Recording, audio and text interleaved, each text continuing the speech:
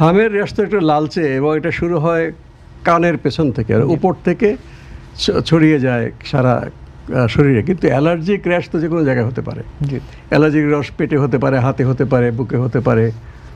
কিন্তু এই লালচে র্যাশটা মানে শরীরের উপর থেকে শুরু করে, বিশেষ কানের পেছন থেকে শুরু হয়, গলা মুখ হয়ে শরীরের দিকে নামতে থাকে। এবং এটার মানে ছড়িয়ে পড়ার প্রবণতা বা র্যাশের আকারটুকু লালচে লালচে হয়।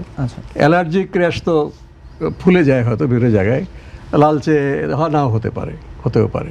বসুন্ধরা ডায়াপেন্ট এখন আরো উন্নত। এই hot air through top sheet দ্রুত শোষণ করে সোনামণিকে দেয় কোমল অনুভূতি।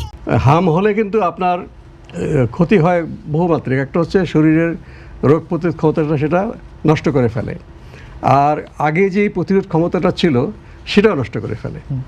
আর যে সমস্ত বাচ্চারা আগে থেকে অপুষ্টিতে ভুগছে, মানে একটা দুর্বল স্বাস্থ্য বা কোনো রকম ইনফেকশন আছে, তার পেটের পীড়া আছে বা কাশি আছে, এই ধরনের বাচ্চাদের যদি হাম হয় তাহলে তাদের দ্রুত নিউমোনিয়া ডেভেলপ করতে পারে। যদি সে অস্বাস্থ্যকর পরিবেশে থাকে, সেটা আগেই তার মধ্যে হয়তো কাশি। নিউমোনিয়া হচ্ছে আমাদের ফুসফুসের সংক্রমণ, তার হয়তো আগেই নাক গলায় সংক্রমণটা আছে, কাশছে, সর্দি হচ্ছে। কাজে এটাই বেশি।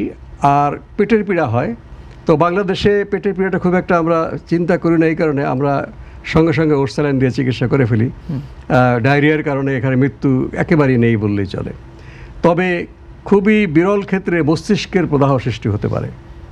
মস্তিষ্কের প্রদাহ সৃষ্টি হতে পারে, এটা সচরাচর ঘটে না, এটা বেশি বিরল ঘটনা। তো সেটা হলে খুবই মারাত্মক।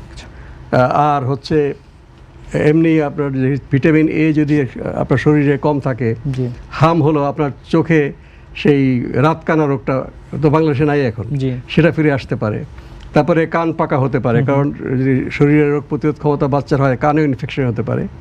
কাজেই কান পাকা এবং রাতকানা সেটা যদিও প্রাণ সংহারী না, কিন্তু শরীরকে দুর্বল করে দেওয়ার জন্য এটা খুবই মানে যথেষ্ট।